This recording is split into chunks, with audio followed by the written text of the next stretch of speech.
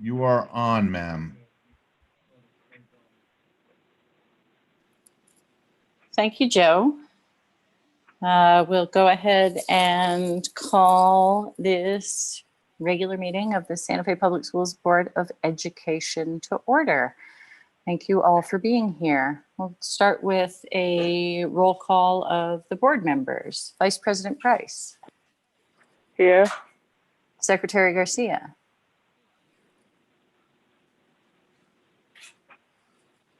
I'm sorry. Yes, Madam President. Yes. Hi. Dr. Gonzalez. Here. And Board Member Bozay. Here. Excellent.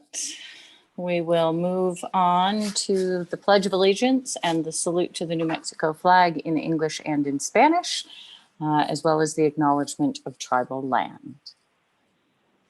Anybody feeling inspired to lead in the pledge today?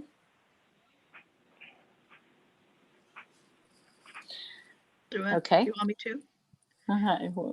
Okay. I pledge Sure. allegiance to the flag of the United States of America and to the republic for which it stands, one nation under God, indivisible, with liberty and justice for all.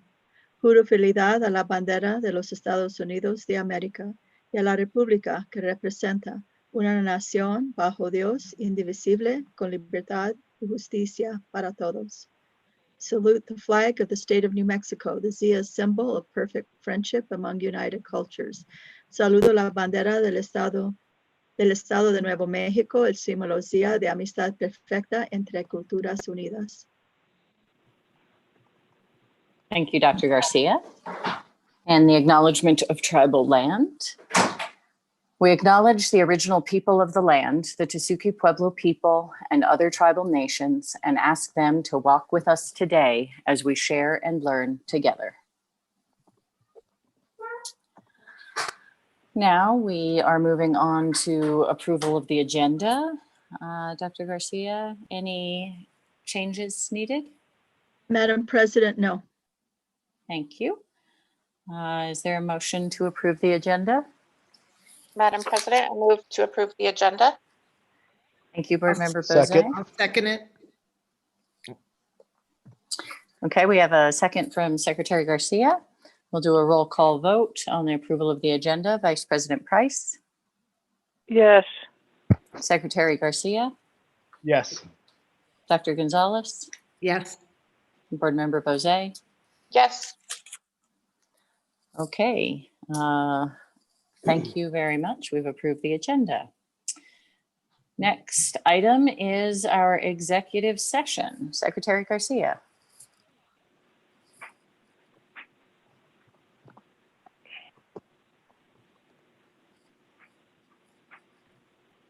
Secretary Garcia, do you want to? Okay, go ahead. I'd like to move the Board of Education into executive session as described on the agenda. Okay, where we'll discuss collective bargaining and the discussion of purchase, acquisition, or disposal of real property. Yes. Okay, I'll go ahead and second. We'll do a roll call vote. Vice President Price, Yes. Secretary Garcia. Yeah. Dr. Gonzalez, Yes. Board Member Bozay, Yes. and the president votes yes. We are now in executive session, or going to executive session, and we will return to this general session right around 5:30. Thanks everybody who's joining us, and to the board members and staff. We'll see you in the other place. So we got to get out of this meeting and click on the other one, correct? Exactly. Awesome. Thank you. All right, see you soon.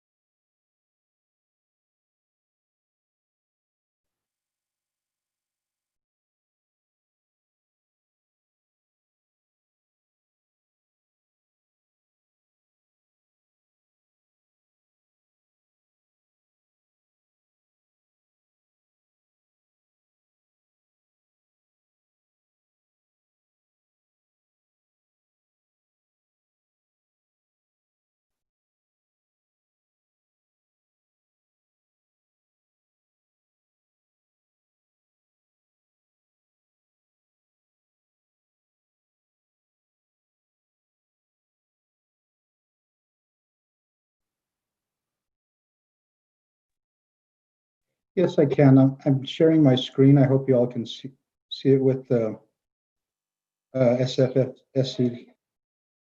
I can hear you. Dave, you're in the wrong meeting. This is still live. You need to go into Google. Did you hear me? Yeah.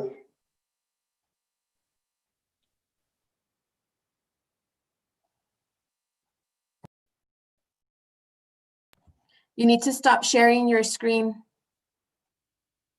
Thank you. So you could not see my screen? You're not an executive. You need to go to the Google Meet. This is a live meeting to all the public.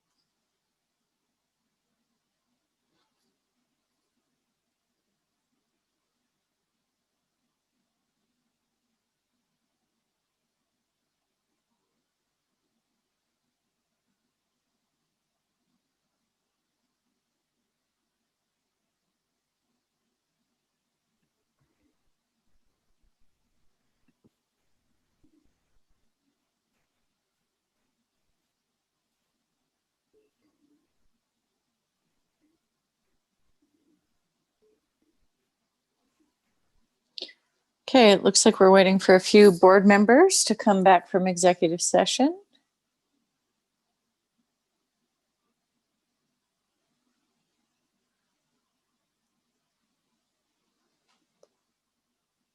Joe, can you hear me okay? I can. Excellent. And I can see that Vice President Price is here. Dr. Gonzalez is here. Still waiting for Secretary Garcia, Board Member Bose, and Dr. and Dr. Garcia. Okay.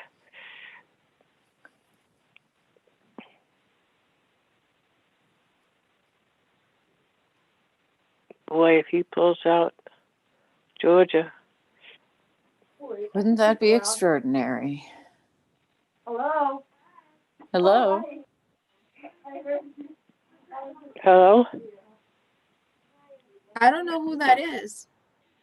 It looks like it's coming maybe from Dr. Gonzalez's microphone.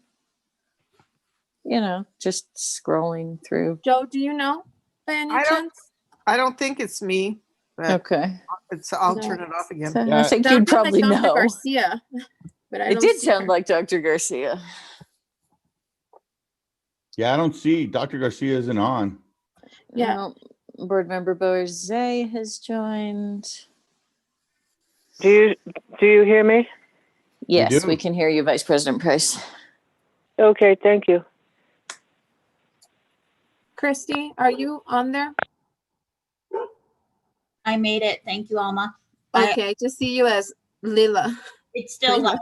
yeah, I'll change it. I'll change it. Thank you. Okay, thanks. Thank you. Thank you.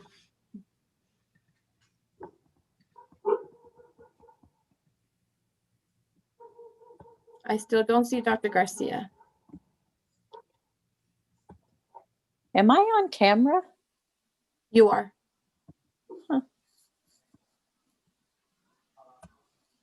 Well, it's less distracting if I can't see myself.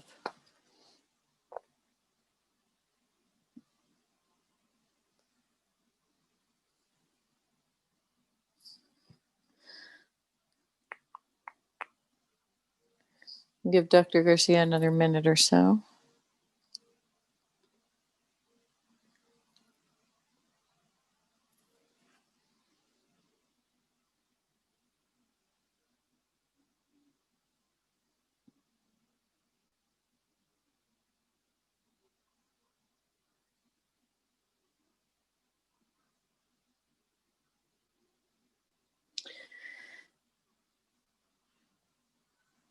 Okay, we have Board Member Bose, Vice President Price, Dr. Gonzalez.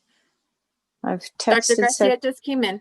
she did just come in. Thank you, Alma. And I've texted Secretary Garcia, so hopefully he will be joining us again soon. Except I got Doc- something weird on my screen. Yeah, I'm seeing a file menu, it looks like. I don't know What if it's somebody Alma. went into today. Alma, is that yours?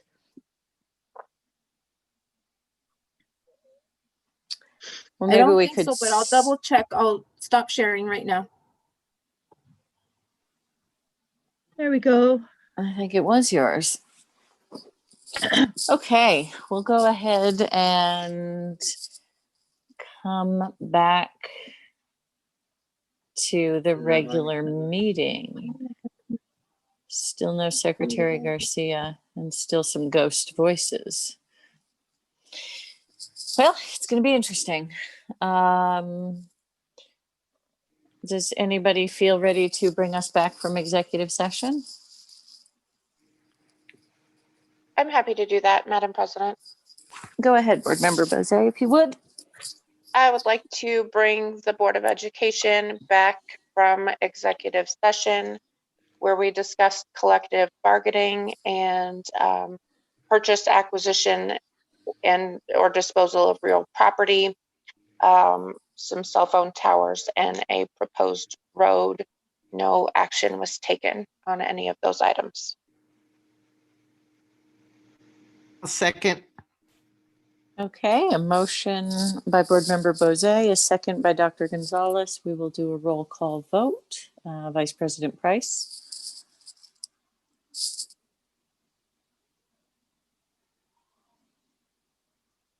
Yes, Thank you. yes, Thank you very much. Secretary Garcia, have you joined us? Nope. He did, He did? just now. Yes. Okay. Secretary Garcia, we're voting on coming out of executive session. Yes. Thank you. Dr. Gonzalez, Yes. Board Member Bozay, Yes. and the president votes yes. So thank you very much. We are back in the regular session. Now on to Roman numeral 3 on the agenda, the introduction of the interpreter. Dr. Garcia, are you doing the honors? Yes, ma'am. Thank you, Madam President, members of the board. Para servicios de traducción en español, marque 701-802-5152, número de acceso 4277932#. Por favor, mantenga su teléfono en silencio durante la traducción. Gracias. Thank you very much. We're now moving on to Roman numeral 4 on our agenda, our school board showcase, starting with the Santa Fe High School drumline. Dr. Garcia. Yes, thank you, Madam President. It's a great privilege to going to introduce our coordinator for our music education program, April Pickrell, who will introduce our performance tonight. Hi, it's great to be here. Tonight, I'm going to present to you the Santa Fe High School drumline. The band director is Todd Miller, and the percussion mentor is Cal Haynes. Mr. Miller really wanted to work with the students during summer marching band, and he worked hard to make that happen. The social emotional impact of COVID has struck hard for our students, but those few weeks of working together meant so much for them. Please enjoy the Santa Fe High School drumline.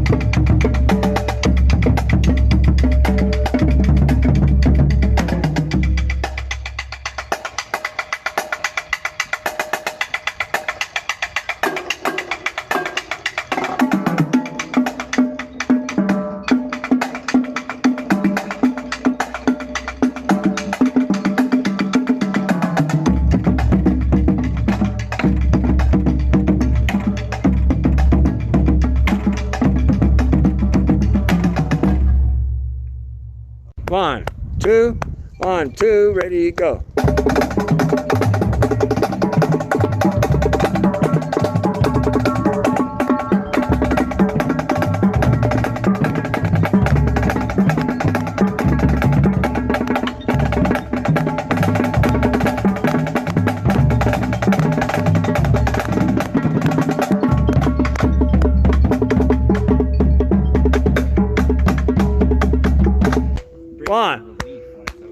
1, 2,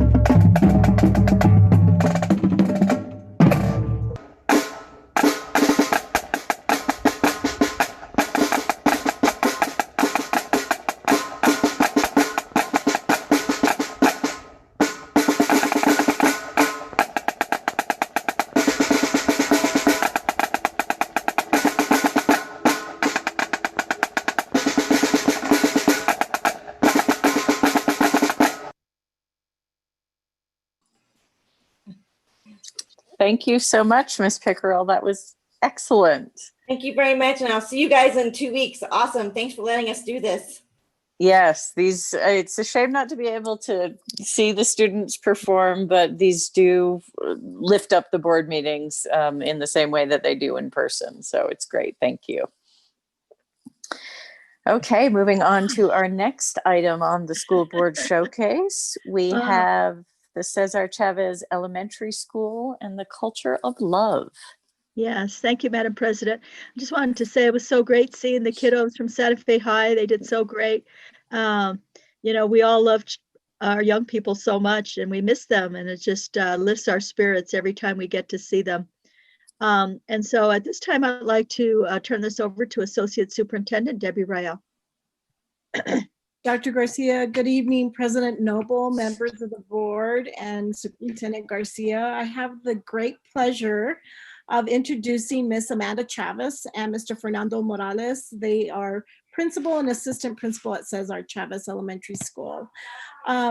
You're going to hear a little bit about what great things they do at Cesar Chavez and some of the deliberate actions about making school personal for students, teachers, and families. So with that, Miss Amanda, please join us, and they have a short presentation for you all. Thank you. Thank you, Debbie. Good evening, Board President Noble, members of the board, and Superintendent Dr. Garcia. Like Debbie said, I am joined by my assistant principal, Fernando Morales, and we do have a presentation for you today. I am going to share my screen, and we are not used to Zoom, so please bear with me. Madam President, really quick, where is she at? Is she at the zoo or where is she at? I have my white tigers here because we are Cesar Chavez White Tigers, so we are. Awesome, great job. Good. Awesome, great.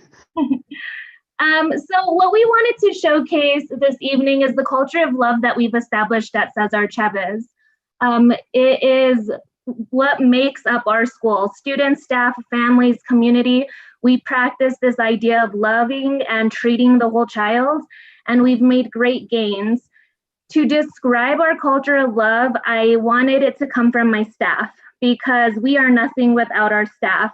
They have bought into this idea and completely have devoted their hearts to what we do and the mission that we are on. Great job, Ms. Principal. Love and passion that our staff give and shows to our students is what makes our little white tigers so ready and eager to learn. Our culture of love is what also helps build such a strong bond within our community. Every activity in school is so aligned that I can see it like a symphony orchestra under the direction of the principal. Everybody plays a different instrument, but everybody is in the same tone, in the same page. Everybody is aiming to educate a whole person. César Chávez es más que una escuela, es una familia, una comunidad. Nuestra cultura del amor hace que los estudiantes acudan a la escuela felices, motivados, con ganas de aprender, que se sientan seguros. Los maestros también. Los tigres blancos somos incansables. Recently, I was asked what makes the difference at Cesar. For me, I think it's as simple as heart. Helping every student achieve success with relentless teaching. What's relentless teaching? It's never giving up. I see this up and down our hallway throughout our whole entire school, is that we have a mindset that we will not give up. At Cesar Chavez Elementary School, we share much more than just education. We share difficulties, barriers, victories, tears, and laughter. We follow our hearts and we celebrate our diversity. When you feel appreciated, loved, and respected, we let our guard down and we begin to grow. What do I think when I think about Cesar Chavez White Tiger? I think of being part of a community, part of a family, positive leadership, and empowering kids to try to do their best. Our instruction is different. We focus on what can we do to reach the children at the level they are at, and that is only when we get growth. When I describe a white tiger, I describe them as tenacious and resilient. Students are told daily they are loved, that we care for them, and that we expect them to care for each other. Even before the pandemic, our school adopted a daily check-in process because we understand that our students' emotional and physical safety and well-being is the most important gating criteria to remind for a mind that is ready to learn and grow. And I would define a student, a white tiger from Cesar Chavez Elementary School as relentless. That's the word, the best word to describe our students. They try and try and try. As do we teachers, we do the same. I love teaching here. I love this.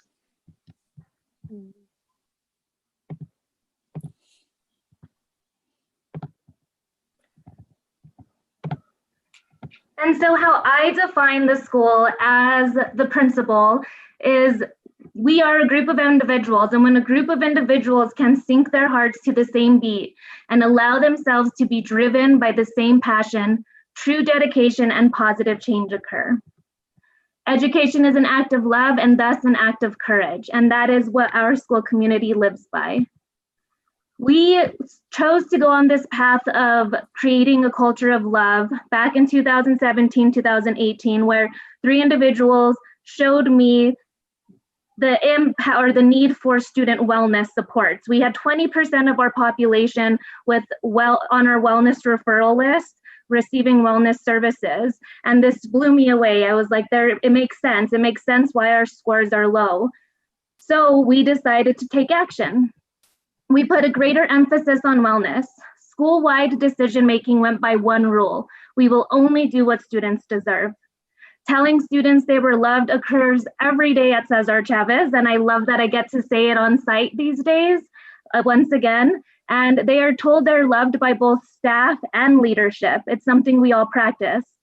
PD was centered around is centered around understanding student behavior, trauma-informed instruction, adverse childhood experiences, and wellness.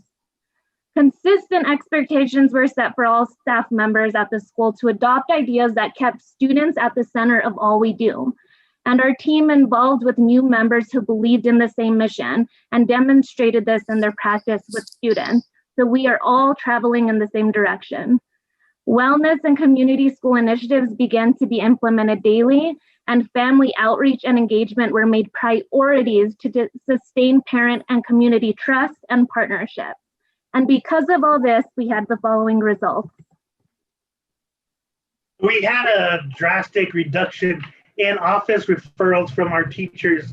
As much as we love seeing our students, we love seeing them in the hallway and greeting them there. But initially we were getting 25 to 35 students per week, and we reduced that down to 8 to 10 visits per week. We had a decrease in our teacher turnover. Anybody who knows Cesar Chavez, the past 3 years, we've been having average numbers of teacher turnaround up in the number of around 12. And this past year, the 2019-20 year, we only lost 2 staff members. We have increased our wellness initiatives. We start every day out with a wellness moment that is led by our school counselor. We put in calming corners in every classroom to better help support our students. And we have started a daily check-in last year with all of our students so that we can gauge how they are doing that day. We've had an increase in our community initiatives as we collaboratively have been working closely now with 13 community partners. And as of Tuesday, October 27th, we had completed 51 home visits, with 28 of those resulting in face-to-face meetings and intervention. This has come back to help us with our school's data. According to iStation, our 2 lowest tiers in iStation are levels 1 and 2s. We decreased those numbers by 17% in both ELA and math. We moved 17% of our students out of being the lowest performing students in our school. And in math, we increased our levels 4s and 5s, our highest performance levels, by 27%. We truly believe in this culture of love. We always say, here at Cesar, we address the whole child. Usually it's said mind, body, and soul, but we say body, soul, mind. We give their body the basic needs that they need to be successful. We love them so they have a healthy soul, heart, so that their mind is prepared to learn. So we function in that order, and we have results to show that it works. So I thank you for letting us show this to you. We are very proud of our school, as I'm sure you can tell. Thank you. Thank you very much for being here. This is fantastic. And it shows for those of us who've been paying attention. It's pretty clear you have a strong culture there, and it's very much appreciated. This is really forward looking. There's a lot of thinking out there that you need to look at the whole child and really have this holistic approach, and it's great to see. And for anyone who isn't aware of the Cesar Chavez presence on social media, on Facebook, you can really see the culture there on a daily basis. I know we didn't get to do the back to school rally this year, but you were truly impressive last year, really giving other schools a run for their money and showing them how it's done. But I would say I so enjoy your social media presence and the updates, and a feeling of this really strongly held culture at Cesar Chavez. So thank you and the team for all your work. Thank you for having us here, everybody. Madam President, if I may, I just want to congratulate Amanda and Fernando. You guys have done an amazing job, and just really, I'm so proud of both of you, and in such a short time, really shifting the culture. And leadership matters, and thank you to your wonderful faculty and staff. We're so proud of you and your community. It's everybody pulling together and building a strong foundation for those future Jaguars, right? Thank you. Exactly. Thank you, Dr. Garcia. And I want to just say thank you to Debbie Rayel. She has been my guiding light in becoming a successful leader. So thank you, Debbie, as well. Madam President, could I say something? Yes, please go ahead. So, Madam President, Dr. Garcia, members of the board, that was very impressive. I really like seeing that you're focusing on social and emotional, or you're putting energy into that. And I also wanted to give a shout out to Greg Scargo. He used to work for me at Santa Fe Community College, and he's great. I'm glad he's there. He's amazing. We're so glad he's a white tiger. And I'm convinced he's going to be there for a while. So I'm so grateful for that. That's great. He's great. Madam President, if I may, this is Rudy. Go ahead, Secretary Garcia. White Tigers, great job. Great job, Mrs. Principal, Miss Chavez. What a coincidence that Cesar Chavez and you're the principal of Chavez Elementary and your staff, obviously. I actually grew up here in Airport Road, and the only school that was here on Airport Road was actually Sunset before they changed the name to Sweeney. So this is my district, and this is where I grew up in, and as a matter of fact, I drove there about 4 days ago, and I just drove in the parking lot. They probably looked at me like I was kind of somebody weird, but I actually drove there and just watched how it was working, how it happened, and thank you for what you do, and I appreciate you and your staff because, like I said, I grew up here on Airport Road, and awesome job. I totally appreciate that. And if you ever Thank need you anything so from much. anybody else, let Thank me you. know. And we do love those Southside youth. We're taking good care of them there at Cesar Chavez. Exactly. Thank you.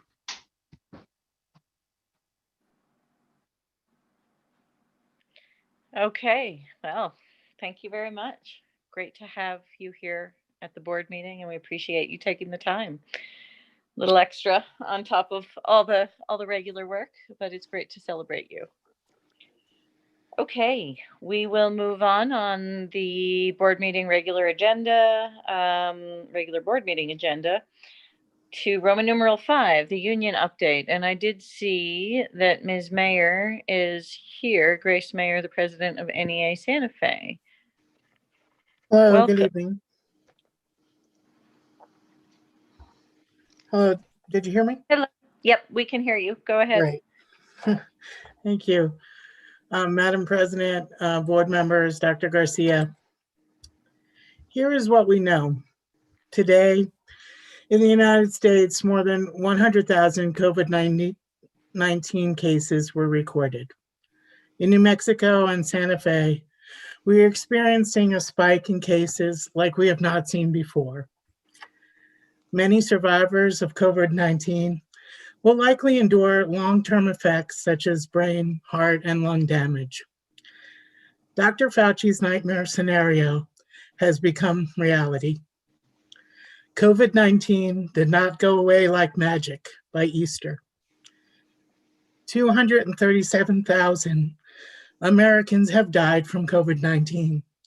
Of that number, over 1,000 New Mexicans. Here's what we don't know. We don't know when a vaccine will be available and distributed. How we will handle it when our community becomes even more infected. How we will manage public schools in a hybrid model or full reopening. How we will keep our staff and students safe. What we don't know is why this school board and district has continued in the hybrid model, even though Santa Fe is in the red and rising. No explanation I've been given makes any sense to me. The PED says we can stay open if we had a plan in place prior to our county going into the red. That's what I've heard. I thought that our district was going to follow the science. And in our application to the PED, when we agreed to go into a hybrid model, we were going to follow the science. Please consider moving back to full remote learning, and let us put our efforts into improving it until the virus is under control and or there is a vaccine or a viable treatment. Many of our staff members and families who agreed to voluntarily come back to hybrid learning did so when our county was in the green. That fact has changed. Teachers who are working in the hybrid model, we appreciate all of them. We appreciate all our teachers in both hybrid and remotely, equally. But this situation is not equal. The staff and teachers in the hybrid model workload has increased significantly. We are also concerned that if they become ill, they have to quarantine for several weeks, that our students will not have a teacher. We do not have substitutes to replace them. Again, I asked the school board to consider having a conversation around considering to reinstate the full remote learning model and working to improve efforts to increase the quality of the education that we're providing in remote.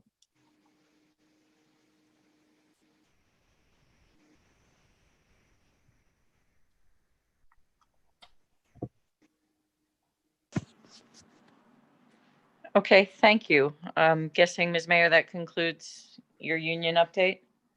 Yes. Okay, thank you very much for being here. Okay, moving on to public forum. Dr. Garcia. Thank you, Madam President, members of the board. Where it's now public forum time, and I would like to turn this over to Mr. Cody Donarski. Board President, members of the board, Superintendent Garcia, there are 4 people signed up for public comment tonight. Rules for public forum. Please listen and speak with respect. No uncivil conduct will be permitted. Please do not discuss any specific student who is not your own. No sharing of time. Self-monitor and observe the 3-minute time limit. I will give you a 30-second warning when your time is almost up. Public commentary and dialogue is allowed only during the public forum, not throughout the meeting. Please search for answers on a common ground. You may speak on any topic, whether it is on the agenda or not. Your input will be taken into consideration. Please be advised that the board may discuss your issue during the meeting, but by law, the board cannot take action on items that are not on the agenda. Please do not discuss employee matters which may result in disciplinary action. Instead, notify the employee's supervisor, the Human Resources Department, or the superintendent.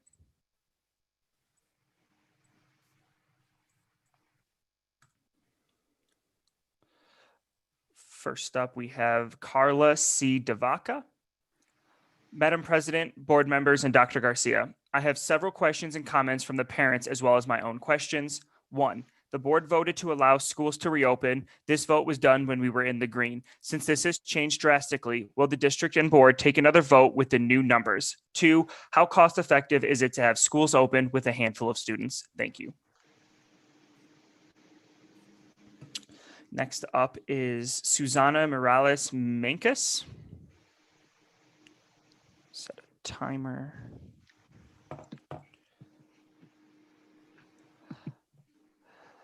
To the Santa Fe School Board, good evening. I am an arts teacher at Mandela and a member of NEA. I have been with SFPS for 20 years and originally from the south side of Chicago. I have been at MIMS since 2014, just after the first year of its creation. We have worked in rooms not designed for our subjects, leftover furniture, and switching locations from DeVargas to Laragoite. We have made progress and our recent location has had upgrades, but we are now crowded in our current location. If we were on campus, there would be insufficient space for all of our current students and teachers.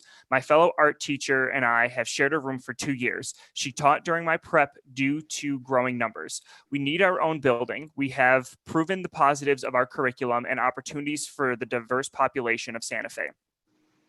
There are misunderstandings about Mandela. Our student populations come from every area of the district. We have free and reduced lunch students. We are proud to have multiple students be the first in their family to attend college. We have immigrant families, business owners, locals from Nepal to Africa and El Salvador. Our IB program develops critical thinking, curiosity for learning, and an understanding of different perspectives and cultures. We incorporate research-based Harvard's Project Zero's culture of thinking routines into our teaching. We are in our 6th year of professional development with COT researchers Ron Richard and Mark Church. Some successes in my department: art students have won yearly at the Future Voices of NM Photo Film Contest. We have a partnership with the IFAM. Our students have been pen pals to artists, volunteer at the market and community parade. We have hosted speakers from varied places from Regis Picos, Nabata Mandela, and Creativity for Peace.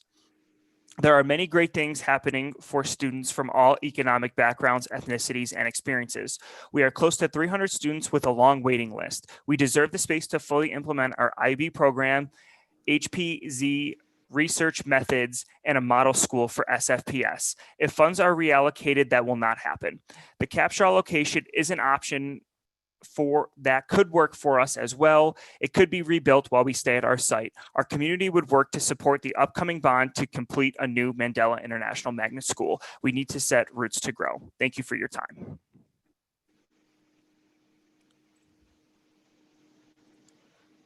This next one is from Fernanda Rodas and Zalatilia. I apologize if I say that incorrectly. We, Zalatia and Fernanda Rodas, are writing this letter in support of a plan to remodel Mandela International Magnet School in one phase. We feel this is important because our school requires all students to have a focused mindset, seeing that the IB program is rigorous and requires stability. Having the school remodeled in phases would require us to move off campus several times, and this would not only be chaotic and stressful, but we feel this would disturb the level of learning that can be achieved. At Mandela, we are taught to be open-minded and curious about things our education has to offer. The IB has helped us develop to the best versions of ourselves and has allowed us to take that into our personal lives as well. As musicians, we are required to write music and practice frequently throughout the day. In order for a musician to succeed, the student has to feel comfortable expressing their ideas and putting them on the instrument. Currently, we practice in the cafeteria, and it is hard to practice without distracting other classes. The remodel will mean makeshift music classrooms that will continue to be substandard to the IB program, and it would be highly beneficial to complete those as soon as possible. To conclude, having a nice learning facility brings excitement to several of us. If the school was remodeled in two phases, we feel some students would not get a chance to experience a wonderful education at a beautiful building. Having the building remodeled in one phase is ideal because it would provide stability for us as the students, staff, and parents. This last one is from Shelley Moeller. We are writing to express support for funding the full Mandela International Magnet School renovation in one complete phase. We have 2 children who attend the school, and we are extremely impressed with the programming, academic achievement, and wonderful staff. Mandela provides a truly world-class educational experience and can be accessed through the lottery by any child in the district. This exceptional school will greatly benefit with completion of the necessary renovations in one single phase. If not fully funded as one project, the school and the students will face continuous disruptions over several years, which will only serve to hamper, not enhance, the educational experience of the students. As this project will allow for the addition of a 6th grade, finishing the project sooner than later will ensure the viability of continuing the rigorous educational experience for students from middle school through high school. The school has been growing steadily, and this project will allow for continued growth into the future, providing an excellent educational experience for an increasing number of Santa Fe students. Finally, the current repair estimates exceed approximately $6 million. The renovation project will eliminate this cost. Future construction costs will likely be higher if the project is broken into phases. Another benefit of completing the project in one discrete phase is that the current and future ongoing maintenance and operational costs will lower. I hope the committee will recommend full funding for this project to be completed in one phase, which I will provide excellent educational opportunities for the students of Santa Fe. Thank you for taking time to review our comments. And that is it for public forum for tonight. Thank you very much, Mr. Donarski. As ever, great reading. Okay. Moving on the agenda, we have arrived at board announcements and follow-up. Are there any announcements from the board?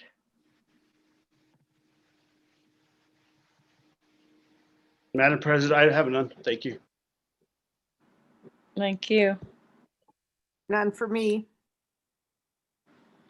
Madam President, members of the board, Dr. Garcia, I just thought I would take a quick minute and hopefully Vice President Price will chime in if she wants to add anything. But just to share a quick update of the committee that I sit on, which is the Citizens Review Committee, in that we are working through the facility master plan, and the committee is talking about the recommendations that they're going to bring forward to the board in the future. And I kind of thought that this would be good information for the people that aren't on that committee. I know I often wonder what's going on in the other committees that I don't sit on as well. And so I just thought I would give an update about what we're doing. That's all.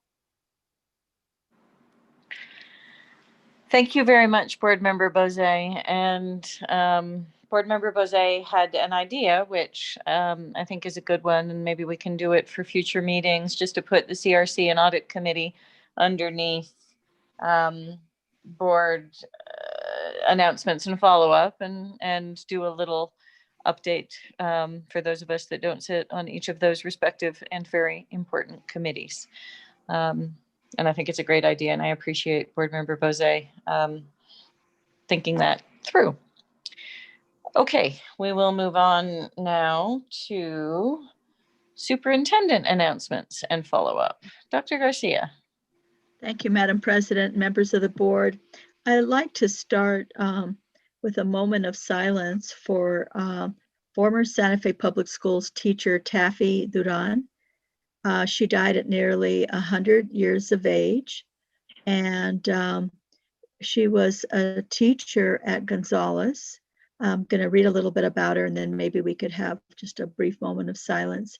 It's with great sorrow that I announce that Ms. Taffy Duran, the grandmother of Gonzales Elementary School SAGE teacher Jimena Montes, died on October 29th from COVID-19. She was nearly 100 and a former Santa Fe Public Schools teacher. Just like her granddaughter, she taught at Gonzales through the majority of her teaching career, was at Carlos Gilbert Elementary School. For many years, she taught 5th grade. Ms. Montes said that her grandmother began teaching after her kids were all grown, and she fought against being a housewife. And so it just seemed right that we honor Taffy Duran. So if we could just have a brief moment of silence, please.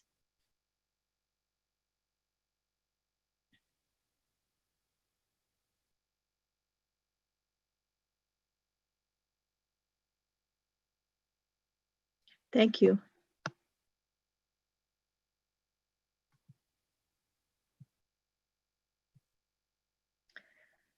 So there was, on our follow-up, there was a question in public forum, quite a few, about the use of the Santa Fe High School and Capitol High School tennis courts.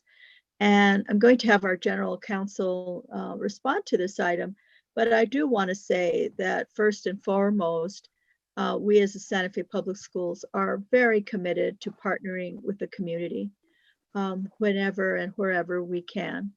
Not only in programming, but in use of facilities. And we also have a facility use process. With that said, I'd like to turn this over to General Counsel Josh Granata. Good evening, Madam President, board members, Dr. Garcia. And just to briefly talk about the use of the tennis courts by the public. Obviously, you know, Santa Fe Public Schools would like to offer the tennis courts to the public, but unfortunately with the state of the pandemic, it's not really a very good option at this point in time. As you very well know, our middle schools and high schools are currently closed. They're operating remotely. And in all of the governor's orders since the pandemic began, including the latest order, the governor has put in bold print the following: all New Mexicans should be staying in their homes for all but the most essential activities and services. And so we believe that we need to follow the governor's orders until things start getting better with the pandemic. We need to discourage any activities that aren't essential. And so we can revisit this down the line, hopefully when things get better. But the governor's orders right now are that essentially we should be staying at home until things get better. And so that is the recommendation from the schools is that we just wait until things get better, unfortunately. So, Madam President, this is not on the agenda for any action. So if the board, wants to discuss it further, we can put it on a future agenda. Thank you, Mr. Granada. Milagro Middle School and Mandela International Magnet School were selected for the U.S. Eagle grant. The U.S. Eagle announced on October 15th that educators at 10 schools, including Mandela International Magnet School and Milagro Middle School, had been selected for U.S. Eagle's Enrich Education Grant Program. In its second year, the program provides 10 educators with $1,000 each for educational resources and classroom activities. Randy Grillo, principal head learner at Mandela International Magnet School, will receive $1,000 to support Swivel for hybrid learning and professional development. By using Swivel to live stream, students at home can see and hear their teacher and the rest of the class, which removes the need to teach two separate curricula. Cheryl Kennedy, science teacher at Milagro Middle School, will receive $1,000 to support the microbial fuel cell project. For Ms. Kennedy and her science students, exploring the power of microbes will become a reality this year, even when learning from home through the use of mud-watt microbial fuel cell kits. Selections were based on need, students served, and geographic diversity. Congratulations to Mandela and Milagro. The little update on enrollment projections and fiscal impact. The 2021-2022 enrollment projected membership is estimated to decline by 364 students. Based on the current unit value, this could result in decreased funding for FY 2022 of $3 million. There will be an additional decrease of $400,000 for small school size adjustment. Additional impacts for FY 2022 are being calculated based on other SEG factors. And then we'd like to share, and I'm not sure, Cody, if you're going to do the video when I'm finished, or is that the idea? As you well know, we're in a pilot, I guess we could call it, return to school. It's a modified hybrid 5-to-1 ratio right now with volunteer staff and families. And we had a meeting with the principals last week, and we talked about plus deltas, right? What was going well and what they thought could work a little better. So I want to share a few pluses. I thought the kindergarten, this is from principals, I thought the kindergartners starting went better than ever before. They were so excited. They started and knew what to do. It went, they knew each other's names. They were saying to each other, oh, it's so good to finally meet you. You know, one of the silver linings here is it might be a good idea to start little kindergartners maybe a week beforehand, introducing them a little bit at a time to their teachers and to each other. I heard from several principals, a lot less tears this year. They went right to it. Another principal shared, the teachers have risen to the cause. We're excited to see all the kids. The rooms were ready, parents, cooperative, everybody doing the screener every day. Another principal appreciated the custodial staff working as a team, cleaning things when they need to. They have a good schedule. School staff really stepped in. Another impressed at how the little ones are wearing masks all day. They've done it. They're working through plexiglass. They're doing amazing. It's so fun to have the little ones in their costumes. It was right before Halloween. Another principal appreciated all the general services. The decals are great. The kids are getting it inside and out. Kids are happy. One child had a headache yesterday and was immediately sent to the nurse, and the parent came. Custodians were immediately sanitizing. It was amazing. Transportation, they were so flexible and accommodating with our kids. Transportation and the director are doing fantastic. Deltas, we're still waiting on some technology, swivel cameras and microphones. And I mentioned that they're on back order nationwide. Another principal, kids brought their iPads, but they were not charged. They didn't have extra equipment, so I had to remind parents to recharge those iPads. The technology issue surprised him the first day, running around to get Chromebooks because some of the students forgot to bring them. They had a few smart board issues, and they thanked the IT staff. You know, we've talked about trying to have more access to the digital coaches on site because some of our teachers had issues with their smart boards. But Cody, did you want to show that brief video? Yes, I will.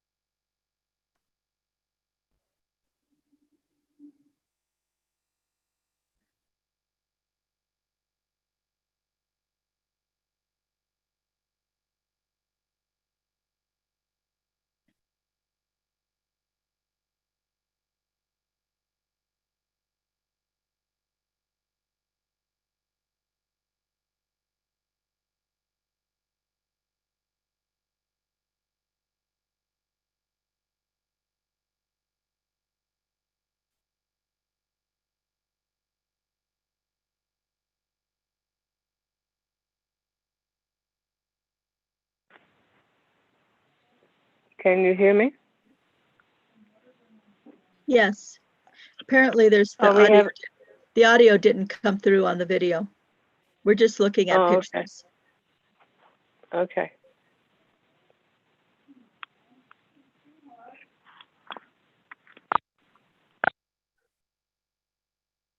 We're showing pictures of hybrid learning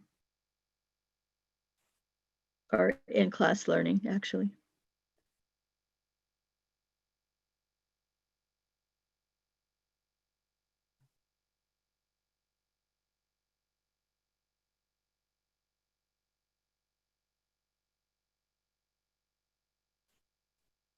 You can see some of the decals, right, as you see the classrooms.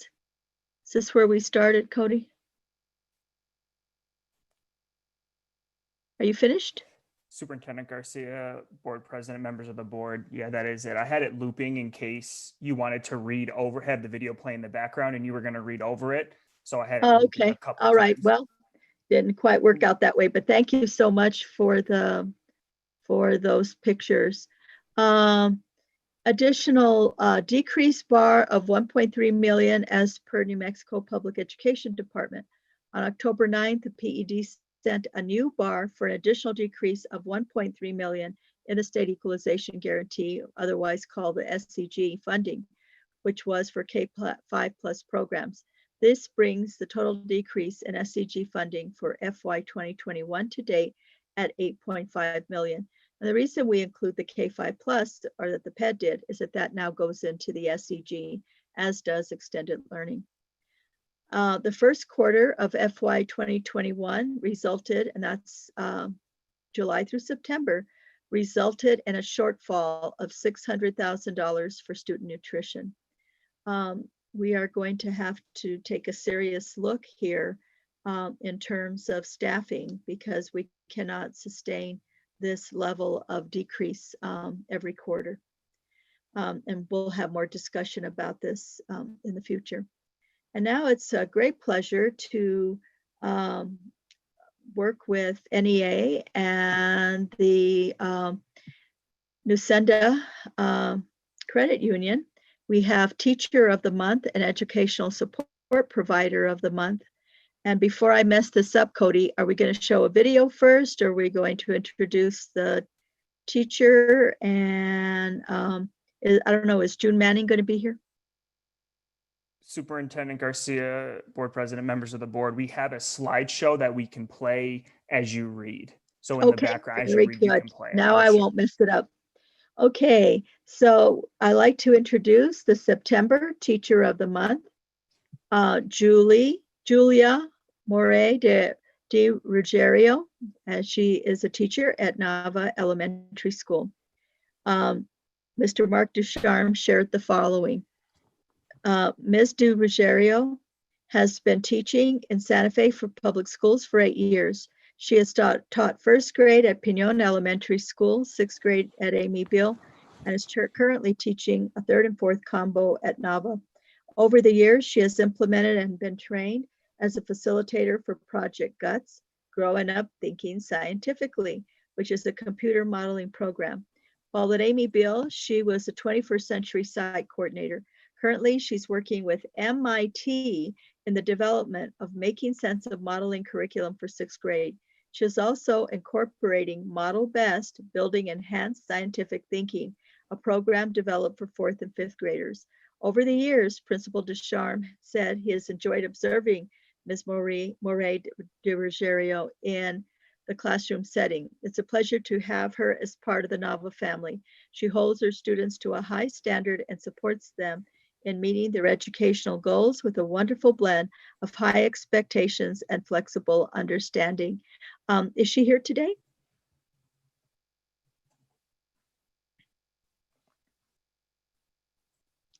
Looks like she isn't, but congratulations to Ms. Moray. She will be getting, I believe, a gift certificate and a balloon bouquet and a certificate from Nusenda Credit Union. So thank you to Nusenda. And then we have October Teacher of the Month, and that is Anne Rulin from Ramirez Thomas Elementary School. This information was provided from Principal Loretta Booker. Ms. Rulin is affectionately referred to as Ms. Zan due to her love for teaching first grade. She has been with Ramirez Thomas since 2018 and worked at the school from 2013 to 2014. She is a passionate advocate of the Teachers College Reading and Writing Project curriculum and serves as science teacher, leader, and trainer in collaboration with the Lannell Foundation and Inquiry Science Education Consortium. Ms. Rulin worked for 4 years at Otero Community School and has worked for Turquoise Trail Charter School in Santa Fe and for the Bullhead City School District in Arizona. Her background includes special education and reading. Congratulations, Ms. Rulin. Is she here today? Well, we give Thank them. you. Oh, yay. You're Yay. Yay, we're Thank so you. proud of you. So proud of you. And we really miss going to the school and surprising you and, having this in front of your students. But we thank Nusenda for helping us honor our teachers and know how very proud we are of you. Thank you, Dr. Garcia. What an honor. And as I always say, it does take a village to raise a child. So thank you for everything. Thank you. And now, are we doing this the same way, Cody, for the Educational Support Provider of the Month? Superintendent Garcia, yes, it's the same slideshow. Okay, and I don't know if Grace Mayer, are you still here? So this award is presented by NEA Santa Fe. And for the month of September, we're pleased to honor Betty Jones, a NIE Early Childhood Center teacher. Information provided by Principal Christy Foreman. Betty Jones, lovingly known as Miss Betty by all the kids and staff at NIE, is more than an educational assistant. She was the perfect addition and completed the team in Miss Brittany's 4-year pre-K class. She taught for 26 years and retired when she moved to Santa Fe from Connecticut. She moved to Santa Fe to be near her grandchildren, who are now 8, Conrad, and 11, Chloe. They were 2 and 5 when she moved here. She spent countless hours with them, taking field trips on the city buses, creating art projects, visiting the museums, especially the Santa Fe Children's Museum and the library, and gardening. Once they started school, their adventures became after-school activities, and soon they had their own activities and didn't need so much support.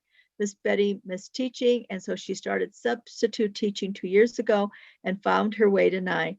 With all of her special ed and early childhood teaching experience, she found a home at NIE. She loves working with the 4-year-olds. She says it's such a joy to see them grow and blossom throughout the year. We're so lucky to have her with us. Are you here today? Looks like she's not, but congratulations, Miss Jones. And our October Educational Support Provider of the Month is Josh Acuna from Capitol High School. This information was provided by Jamie Holliday, principal. Josh Acuna has been an integral part of Capitol High's exceptional student program department in many capacities, from one-to-one support to classroom support. Mr. Acuna is always willing to take on new challenges within the department. He always displays care and compassion for all students. Currently, he is attending Santa Fe Community College, pursuing his degree, so one day he will be a special education teacher. Yes, he is a July 2018 recipient of the Lannell Foundation Regional College Returning Student Scholarship. Again, our thanks to Nusenda. Well, are you here by any chance, Josh? Our thanks to Nusenda Credit Union and the NEA of Santa Fe for their support of these awards. Congratulations. Aspen Community School students make kindness decals to inspire Santa Fe. All right, Cody, what do I do? Do I keep reading, or are you going to show something? Superintendent Garcia, board president, members of the board, keep reading. Give me a second to pull these up and try and figure out how to get the audio to work so we can hear the students speak. Okay, so congratulations to the winners of Aspen Community School Kindness Matters Decal Contest. All students participated with the winning decals to be made into magnetic car stickers. Aspen's hope is to flood the Santa Fe community with these. The board will get some too. All the decal artwork will be displayed at the school. Aspen student leadership team makes daily public service announcements on kindness. I think you will enjoy these PSAs from Aspen students. Go ahead, Cody.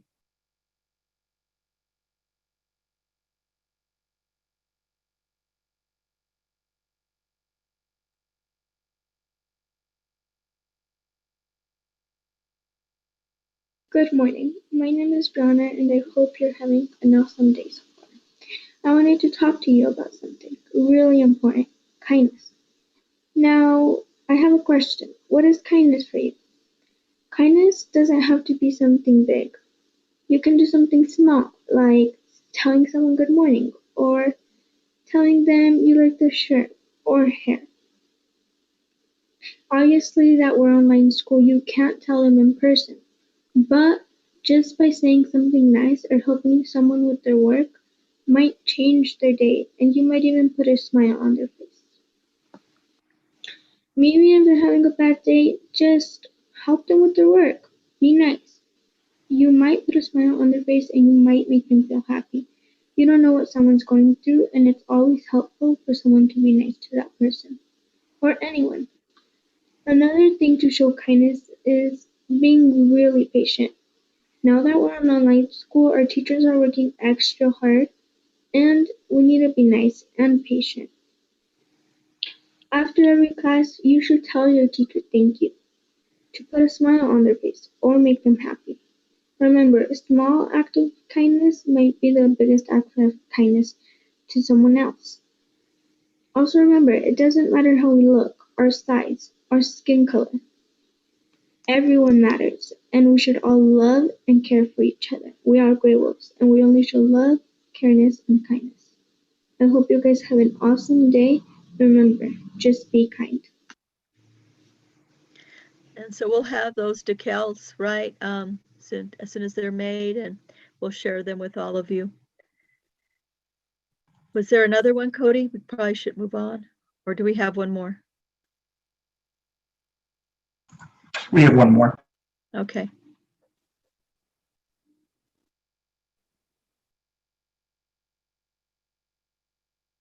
Penelope, and I'm in 5th grade. Today I'm going to talk to you about kindness.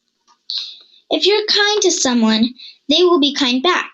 Kindness matters because you should be kind to everyone. So please be nice. Do your part in our community. Being rude and hurting people's feelings doesn't get you anywhere. Thank you, and have a nice day. Bye-bye. So we can all certainly use more kindness in our life, and with all the isolation and what we're going through with the pandemic and all the vitriol, it's just great to be focusing on kindness. And so great job, Aspen and Principal Tina Morris and Assistant Principal Chris Lee, and the faculty and staff of Aspen, and of course their fabulous students. The Public Education Department funded Santa Fe Public Schools' New Mexico Computer Science K-8 grant. We were awarded $25,000 from the PED to promote innovation in the critical area of computer science. The computer science grant will provide resources to expand standards-based computer science education, called Computer Science Ready by 2025, with a goal to support professional learning on the conceptual foundations of computer science for teachers in grades 6 through 8. The grant will enable 900 middle school students to access high-quality computer science literacy embedded in their core content area. Funding will be used in a community practice model to provide teachers with high-quality professional learning, as well as mentoring and coaching for supporting implementation in a remote learning environment. Teachers will earn badging credentials, which in turn will certify them to teach computer science concepts, strategies, and applications to their colleagues, thus providing sustainability in the program. They'll leverage the attributes of the graduate. The grant will provide a roadmap for our teachers to prepare students for 21st century careers, and this is in alignment with the computer science resolution. Last but not least, we're ending with a video of Gonzales Elementary School book character costume parade. This closes out my announcements. Please enjoy this video of Gonzales 2020 School Book Character Costume Parade.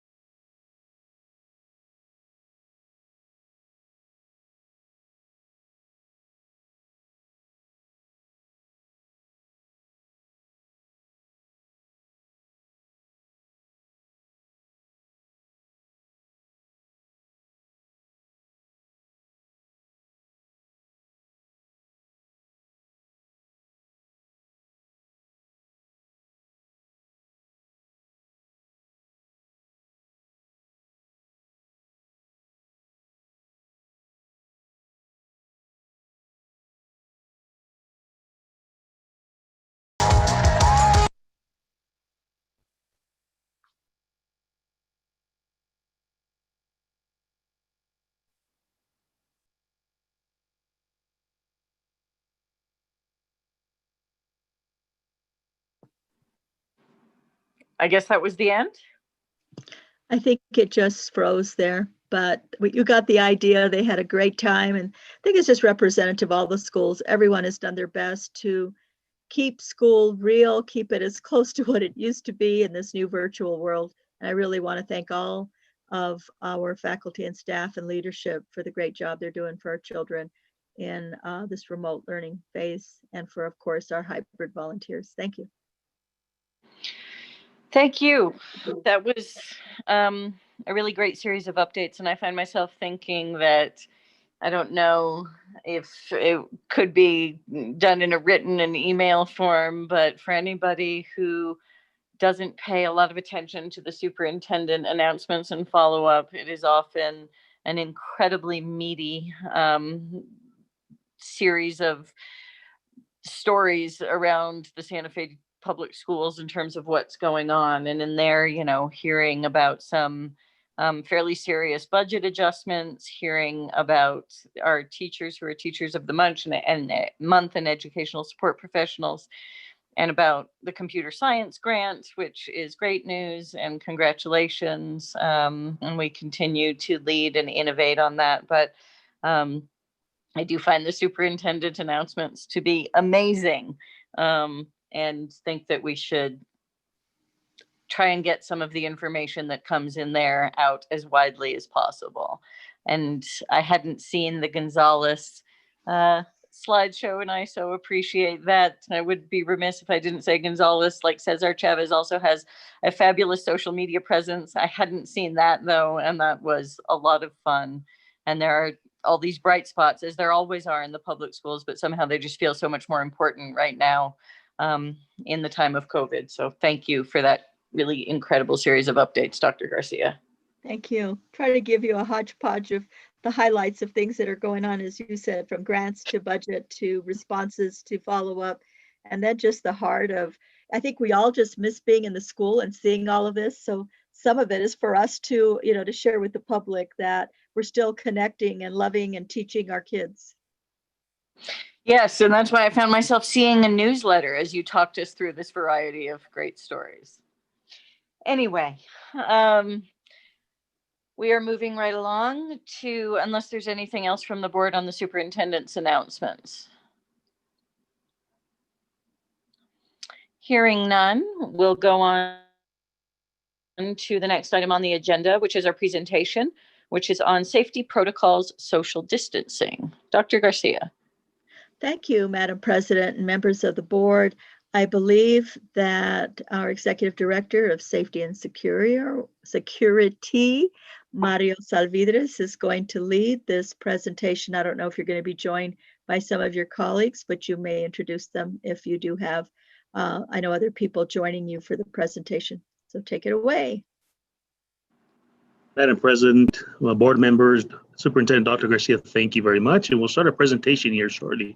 I believe Ms. Wagner and I don't know, Mr. Romero's on this meeting right now, but they're going to join us with a few of the slideshows. And we'd like to show you what we've done at the schools. We joined together with the Safety and Security Department along with facilities to create a school where it was safe for students to come back, staff to come back with social distancing in mind. So I'd like to go through a few of the items we've added to all the schools, including now the administrative sites within our school district as well. So I'll begin here shortly. As you can see here, this is the main entrance to one of our schools. What we did here is we took these signs in Spanish and English because we do have a population of Hispanic population that needs to be informed as well. But here basically gives you some guidelines regarding us, you entering our schools. Mask and cloth face shields covering required, washing of hands, no shaking of hands each other. You know, we're very friendly people, but we have to now maintain that social distancing. It also gives you some warnings. You know, if you are experiencing a fever, a cough, or shortness of breath, we're asking you, please do not enter the schools. We're trying to prevent the spread of this virus and keep our staff and students safe. Some of the signage that you see is as soon as you walk into the school, it's posted up on the main entrance doors.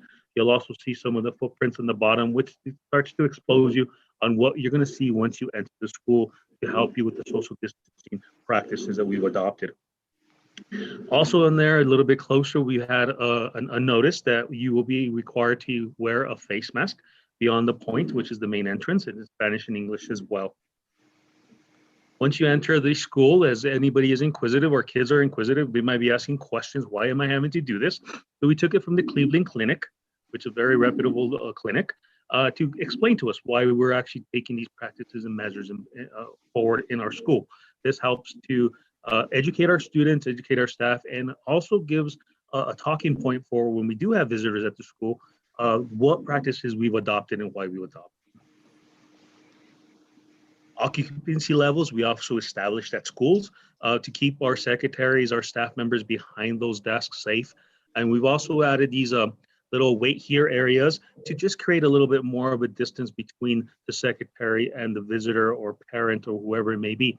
As you can see, it's hard to see, but you can make it out in this area here. There's a plexiglass as well added for the secretary for safety purposes as well, to keep them keep that virus from spreading and keeping them feeling safe and confident that they can be at the school. Another thing that we're asking principals is always wash your hands. We've identified wash your hands and sanitize when you arrive to school, you enter a classroom, you leave the classroom, you sneeze, you blow your nose, you use bathrooms, you come in from the outside. All those just constant reminders, not just for our staff and our students, but for all the visitors, so they can understand that we're trying to stay healthy and we can continue with our schools. Another items that you find in the hallways is we adopted the state of the right. You always drive on the right-hand side, so we're going to keep the same protocols in our hallways. State of the right as you're going down the hallways. We added these arrows and footprints that are 6 feet apart. This way, it helps our students understand what is 6 feet apart from me and my little friend in front of me. That helps them move forward through the hallways to the classrooms, to lunch, and etc. In addition to that, once we installed those, we're always trying to learn how to improve on what we're doing and make it a little bit better. We had our first meeting after we installed a lot of this signage at Amy Bill. The team came together and said, well, maybe we should expand on this a little bit more. And you see now we've added these little 3-inch blue dots throughout the hallways that are continuously 6 feet apart. And again, continuous reminder that social distancing, what's the 6 feet apart between me and the next person, and so forth. As Dr. Garcia mentioned, last Friday we had a meeting. One of the teachers did say that the kids really liked these. They were jumping from one blue dot to the other. You know, they're taking it as a game. That's great. They're still exercising our social distancing practice, and it's not a chore for them. It's more of a fun little game that they're playing. So that's great. In open areas, the team wasn't interested in telling teachers and principals how they should use these open areas for themselves. They're the educators. They're the ones who know how to put the classroom or the area together. All we did is provide a constant reminder of the social distancing 6 feet apart so that they can continue to practice it and they can set up that particular area in the best way they thought was for educating our students. The bathrooms, we added these nice little reminders of, the different steps in washing your hands. We put them in English, then we also put them in Spanish for our Spanish-speaking population. These went out through all the schools. Once we got into the middle schools and high school, we may have used a little bit of these where we had 6th graders still like Ortiz, but then into the high schools, we went into a more of adult style of notification of washing your hands reminder and so forth. I will allow Ms. Wagner, if she's interested, or Mr. Romero, to go ahead and talk about these dividers here in the bathrooms, if they're on right now.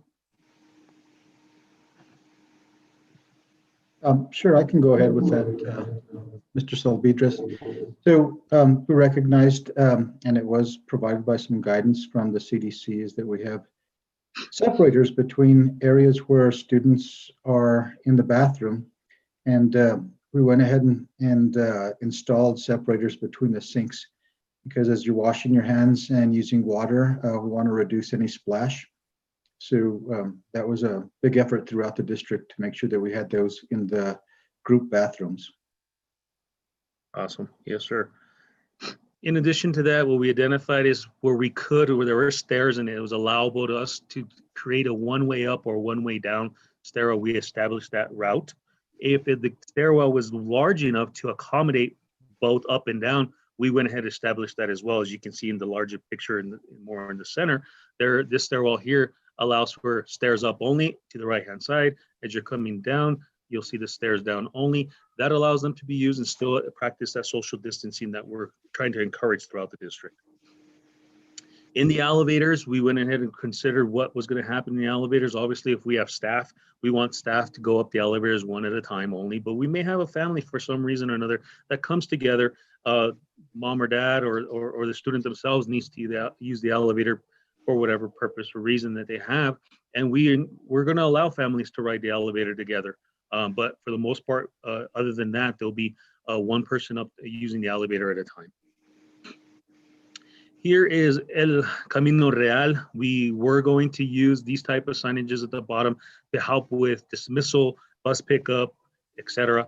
We found that these were not going to be very good because they were not standing the test of time with the weather. So we still established that social distancing, and we just went a different little route, and I'll show you now. This is again El Camino Real. You see these little white stars. They're all separated 6 feet apart. This helps the principal, teachers, and so forth to encourage social distancing, not just by the students, but parents who may come over walking like from Cottonwood Trailer Park to pick up their child. This shows them, these are the acceptable waiting areas. They'll practice that social distancing. And honestly, one comment was they just seem to fit in because they're cool little stars, and it appears that this is part of the school. So it was a nice little addition, I believe. Again, this is the gyms. Once again, we just established the routes in the gym, the social distancing signage, and so forth. Here we go into the cafeterias. We worked with the principals on this, on what is the route the students take to come into the cafeteria and go and pick up their lunch. So working with the principals, we established the route. We used the arrows to identify which direction they're going to be walking. We used the white, please wait here, the yellow, please wait here footprints. And they went all the way through the route that they take, all the way to the front of the cafeteria itself, where you see the red one that says, please wait here. And we put that one there, please wait here, is because we want cafeteria staff to have some control of how many students or what students are going to go into the actual serving area and not overcrowd that area where then the social distancing standards are basically violated.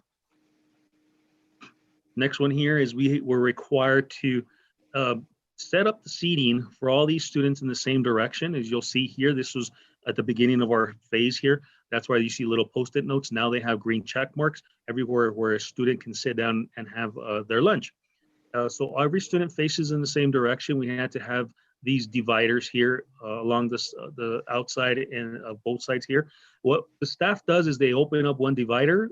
Students come into the seating area. They fill up the 3 spots that are here. This is Amy Bill. Once the 3 slots are full, they close off the divider so no other students can go in there. They open up the next one down the road there, or down the ray there. They allow all those students to fill up those areas, and we just keep working our way back. Then we reverse the process by opening up the other side here when it's time for them to take their trays, dispose of their any trash or items that aren't wanted anymore, and then they go about their day going outside or wherever the staff sends them. And we get into classrooms. Mr. Romero, you'll have a slide right after this, shortly after the next 2 slides for you. But the classrooms here, we did have to establish a 9-foot from pupil to pupil seating. So basically where the center of the child's gonna sit, the student's gonna sit, to the next center location for the next child is 9 feet. In turn, what that basically does, it creates a 6-foot perimeter for each student that does not overlap with any of the other students, allowing that 6-foot distance to continue in the classroom. And we'll show some of the items, additional items that Mr. Romero and his team added to the classrooms for the teachers in there. So as you can see, Mr. Romero, it's a little light, but it's you can make out your plexiglass there, sir.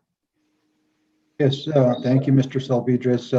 Each teacher has a plexiglass screen that they can utilize for individual contact with the students. You know, if they have to have a conference or a discussion with the students, they have that protection as they're sitting behind their desk. They still need to maintain that 6-foot social distancing in any respect. But that was another item that we've added for additional safety. And the last slide here is basically we'll talk about what we, Dr. Garcia committed that she would have us, and she would provide 5 multi-layer cloth masks per staff member. We've done that. We have those in stock. 5 multi-layer cloth masks per student. We have those in stock as well. They're ready. We have delivered several of them to every school as they need, and more students come back, we'll deliver more. Disposable masks, we started off with just over 51,000. We have used some of them. We have staff members from facilities, custodians, so forth, have been constantly working. So some of those have been used. We'll go ahead and order up some more if needed, but PED has also delivered a few of them to us, so we do have a good supply there. Face shields for each staff member with a close contact assignment. We ordered 4,000. We've handed out just around 600 of those to the schools for their use in such a manner. Disposable full gowns, we had about just over 6,000. We've delivered about 2,000 to schools and the school nurse. And the most difficult item we found to get, and I think the entire state agrees on this because we just spoke to the PED yesterday, is N95 masks. We did get some N95 masks. I am more happy to say we have just over 1,000 that we got yesterday of 3M N95 mask in stock, which is to me an American-made product, very durable, very good, most sought-out item. So we have those for our nurses if they have to assess a possible infected staff or student. And that is the end. I'll stand for any questions. Thank you very much, Mr. Salbrudes. I think a lot of people were hungry for this presentation, and it was very thorough, really appreciated. And as ever, I'd probably say if we can, include this somewhere so that it's widely accessible to the public, that would probably be good. It's hard to over communicate about safety right now. It's in the green button. It's, that green button for all things COVID and return. But I have asked staff to put it on social media so that people can see it. But I think one thing was missing. Weren't we going to add the slide on the masks? That one that Cody made, where we have the proper use of masks, because a lot of people wear masks, but they wear them inappropriately, or incorrectly rather. Dr. Garcia, that isn't finalized yet with you. Okay. We do have a very close final. I've seen the mock-ups and they're great. Yes. Once it's finalized, we'll be more than happy to add it to it. Yeah, but not below the nose, not under the chin, not hanging from your ear, that kind of thing. Yeah, good stuff. Thank you. Questions from the board?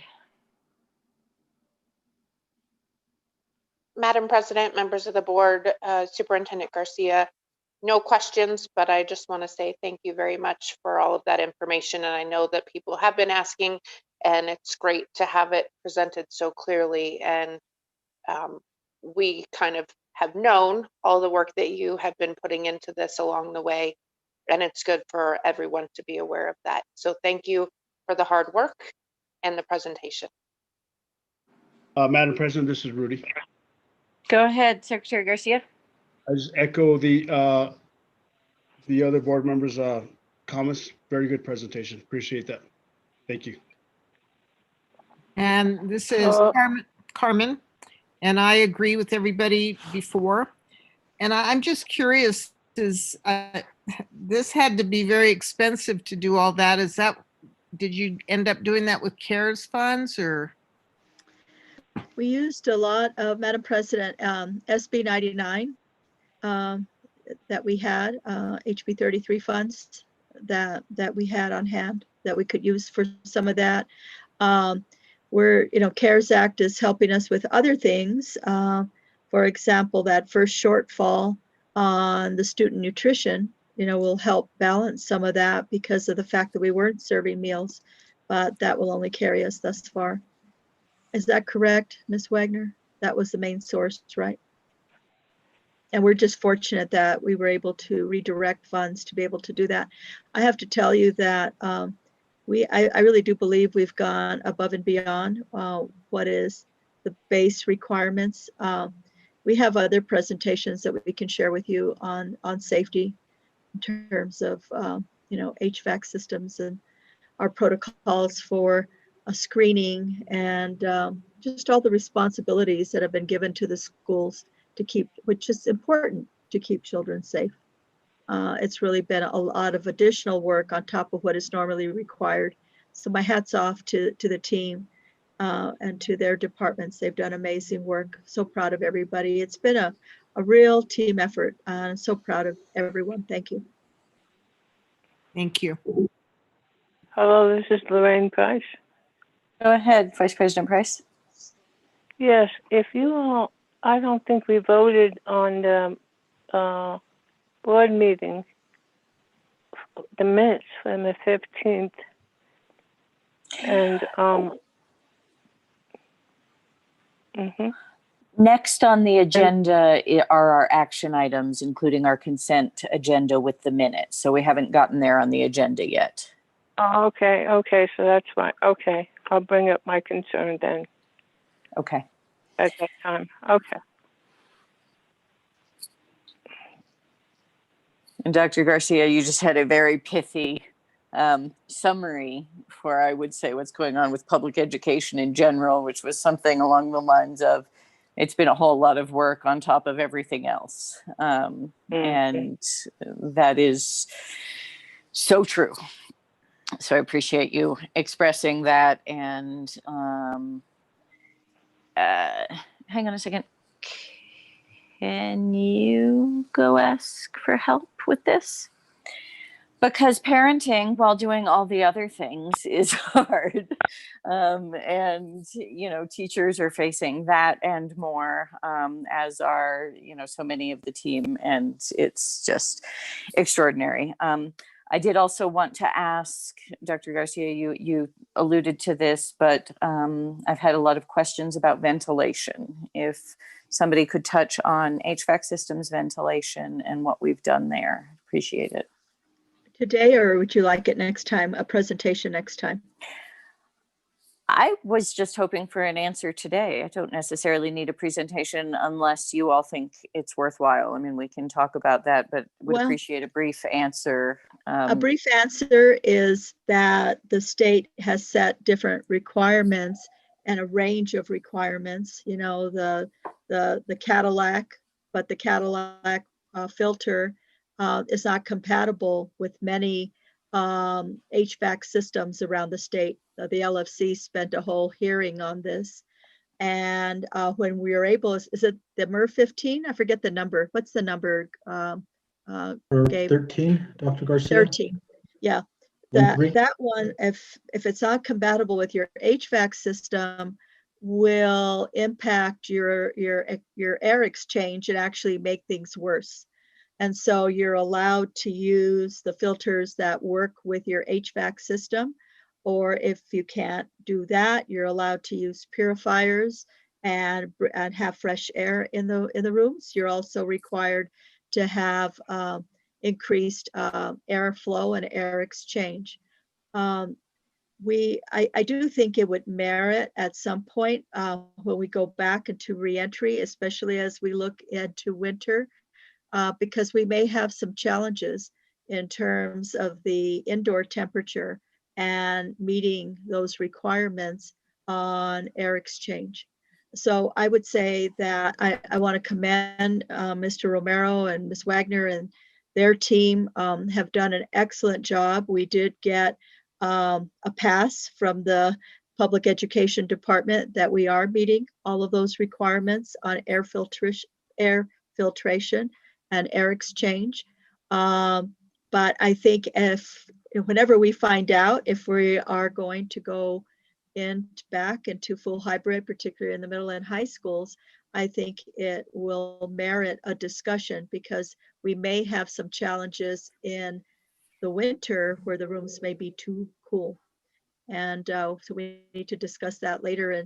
And Ms. Wagner or Mr. Romero can give a more in-depth, since you said just real high level and brief, but we can do more in depth and they can get into all the technicalities, unless they have anything they want to add.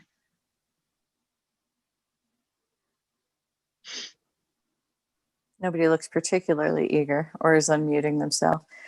Thank you for that. I appreciate it. And it's clear these are multifaceted issues when we're talking about heat and air exchange and, you know, even many of the other things that Mr. Selbrides touched upon in his presentation. And you all are thinking around corners and doing a lot of work. And I find myself wondering, are there guides and lists of things and best practices that's being looked at? I mean, it's clear that there also has to be a lot of critical thinking and judgment brought to all of these issues, but just out of interest, what guides this? Is it everybody thinking it through together? Obviously, there's a bunch of that, or are there guides to follow that are being produced, whether by the PED or nationally? I think it's a combination of all three. We have a list, there's a toolkit that we're provided by the Public Education Department, and there are checklists and certain criteria. And then the team has to problem solve how to meet those guidelines. And then we also have worked with outside experts in this field that have worked with us on it, who have greater expertise in these areas that have guided the department. And then we have to submit our plan and make sure that it is approved by the Public Education Department, which it has. And so they have their set of guidelines. So it's not like we don't do our research and make up what we think we ought to do. As I've always said, public schools are one of the most regulated entities ever, as they should be. We're working with young people. But yes, there are very clear, definite guidelines and standards that we have to meet. Yeah. Okay. Well, thank you for that. And thank you to the team and everyone. It is so much work on top of everything else. And it's actually just extraordinary that so much is being put on the public schools to solve. And, you know, it's been happening as all the trends we see for a long, long time in what the schools have been asked to remediate. But we're facing budget cuts, not budget increases, while dealing with all these extra things. And if I remember correctly, our budget had $2 million in estimated costs for dealing with probably some of the things we saw in Mr. Selbrides' presentations, the extra plexiglass, the extra everything. And, you know, we're on the road to being perhaps more chronically underfunded than ever before. So it's a call to anybody and everybody who can to fight for public education, because this is really one of the last safety nets for families, communities coming together. And there's so much extra being put on this system. It's really extraordinary. And this team deserves a lot. And I appreciate the board and everything functioning really well throughout this district, because it is really a year like no other. So thank you. It doesn't feel like an adequate thing to say. Just thank you. We appreciate that. Okay. Other thoughts, comments? We ready to move on? Thank you very much. So appreciate all your work. Thank you. We appreciate you and the board. Now we come to item 10. Our action items are consent agenda. There are 4 items on the consent agenda: our budget adjustment requests, contracts over $50,000, proposal number 2020-01, Dance Barns Theater Wing expansion, and the minutes for October 15th, 2020. I believe Vice President Price, you wanted to bring up something about those minutes.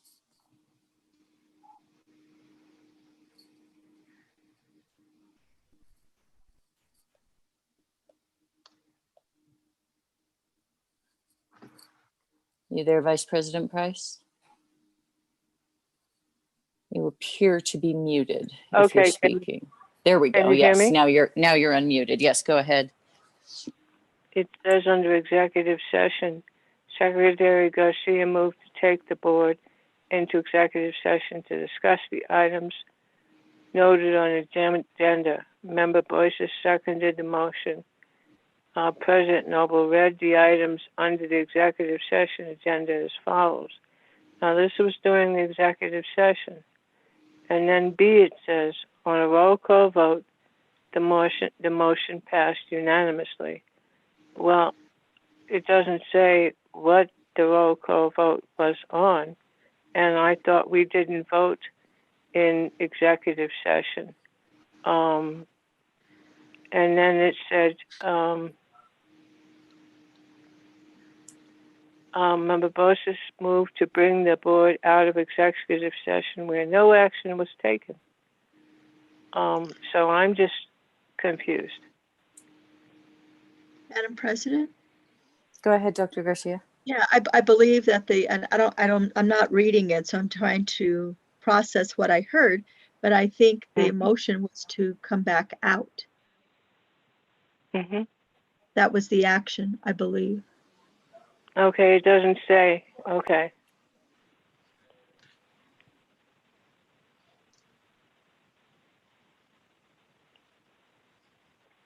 And I thought we didn't vote on. I thought we didn't vote on those things in executive session. I thought we voted on those after we came back out. We're pulling up the minutes now so that we can all see it. Thank you very much. So can you tell us, it's under Roman numeral 2, item which one? Item A B and B. Okay. A, B, so B refers to A. And D. And D. B refers to item A. Secretary Garcia moved to take the board into executive session. On a roll call vote, the motion passed unanimously to go into executive. Okay, I just didn't understand that.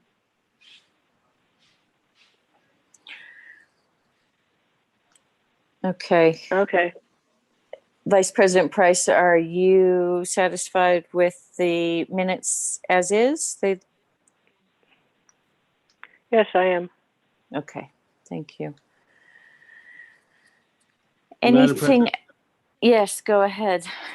This is Rudy. You know, I respect if Vice President Price has some questions about it, please let us know, because I respect your opinion or what you're asking about. Well, you know, we all know what we're talking about, but you know, 3 years from now, is that going to be understood? That's all I'm asking. Yeah. Okay, anything else on the consent agenda? Otherwise, is there a motion? Madam President, this is Rudy. I'd like to make a motion to approve the consent agenda. as presented on the agenda. I'll Thank you, second it. This is Carmen. Excellent. Thank you, Rudy. Thank you, Carmen. If there was ever a week for first names. Any further discussion? Yes, we may have to take out the minutes for the 15th because I wasn't there. So I can vote on everything but the minutes.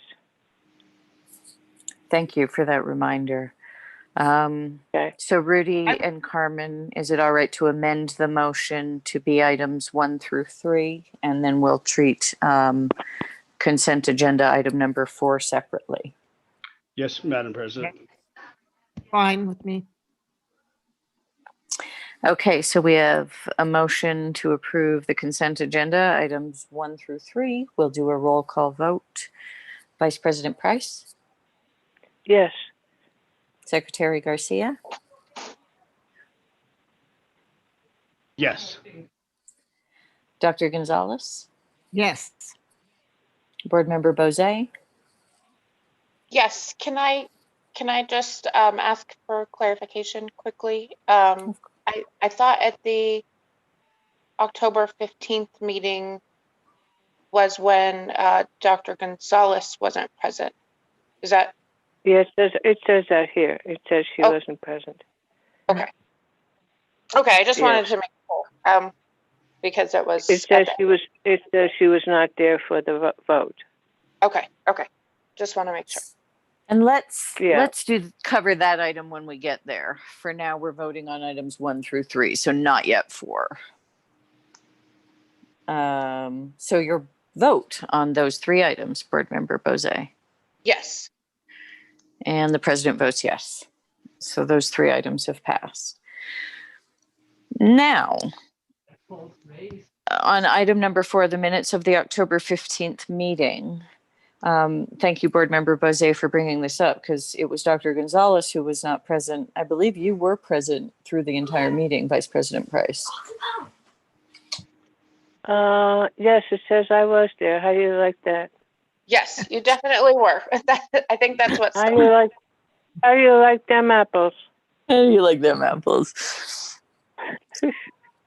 And I think we lost Secretary Garcia along the way. I think the apples are good. The apples are good. Yes. Apples are wonderful. Especially the Gia. Well, what kind of apples are there? I think it's Gala. Gala, okay. I like the Gala apples. Gala. I got you. There are over 3,000 different kinds of apples, some of which have gone extinct. Well, sometimes I know I'm probably gonna get in trouble for this, but sometimes the apples in my head are a little. I don't. But we're good. There's many apples. What are they? Many in your head? There's many apples. Many apples. A lot of apples in my head too. But it's good. Okay, there's a lot of them. Yes, and they didn't used to be sweet enough to eat. If you read the story of Johnny Appleseed. No, he was great. He was. Okay, I gotta join lest in. we Nothing like a digress. Velarde apple. There we go. Is that kind of like Davy Crockett? Davy Crockett, king of the wild frontier. Johnny Appleseed. I think Johnny Appleseed was nicer. I think you're right. Than Davy Crockett, but he didn't have a TV show with a little ditty that Secretary Garcia's. And the hat. Oh. Okay, so we're talking about the minutes of October 15th, believe it or not. All right, moving right along.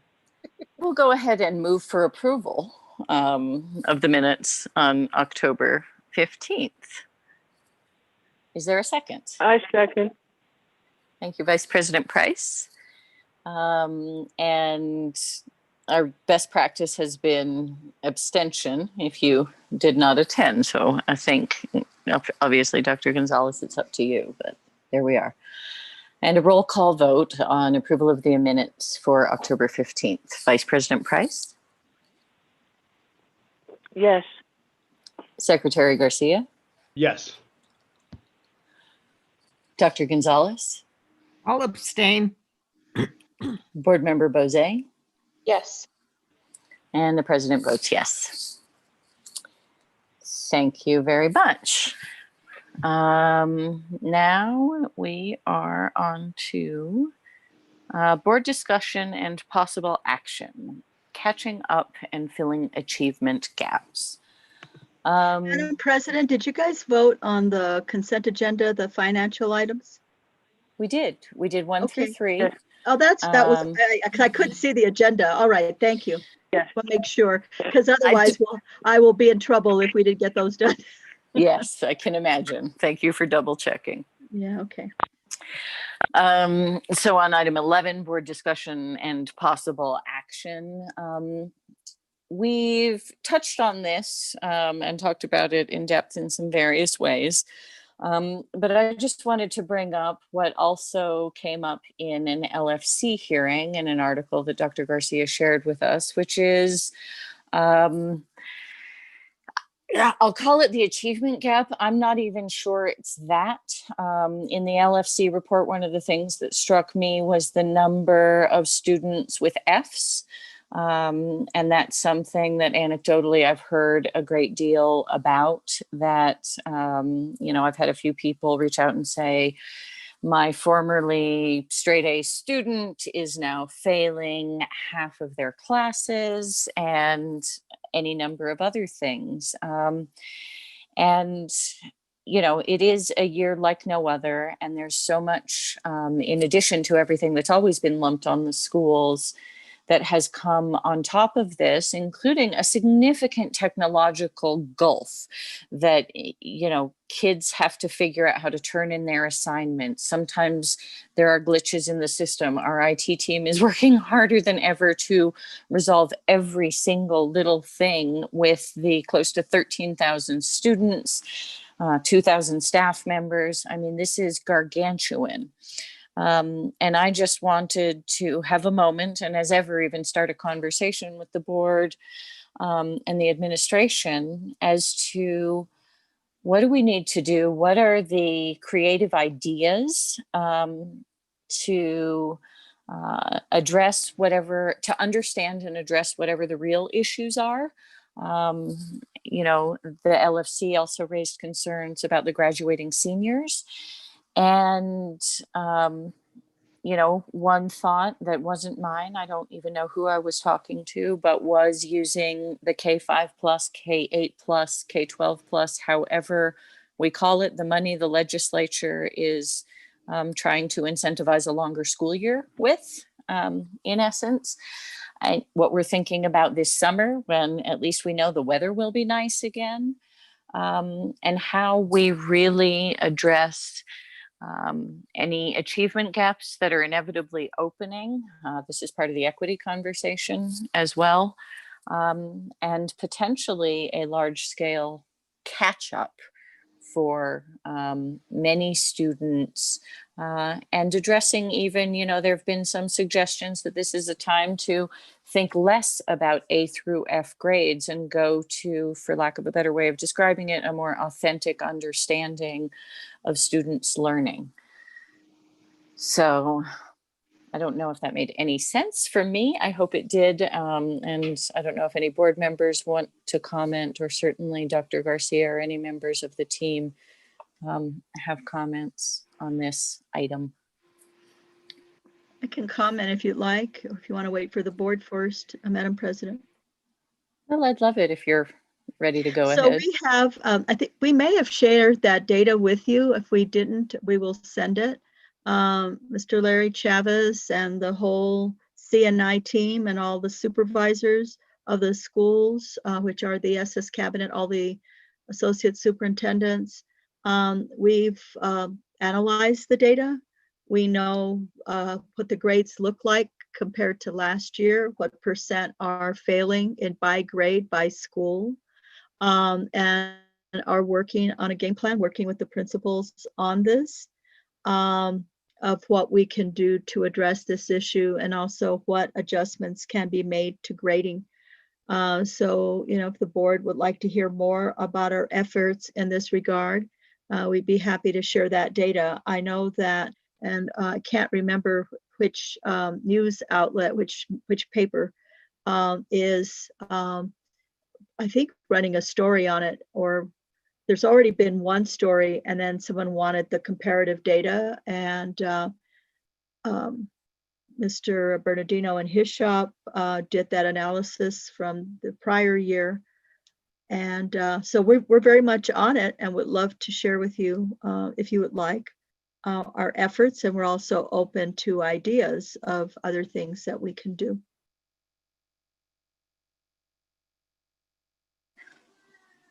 That's wonderful. Thank you. Not surprisingly, and this is why one of the board's key job is to hire a superintendent who runs the district, because, she knows more than we ever do. Any thoughts, comments? Yes, Board Member Bozay. Madam President, sorry, just making sure I was unmuted. Members of the board, Superintendent Garcia, thank you very much for bringing this up tonight.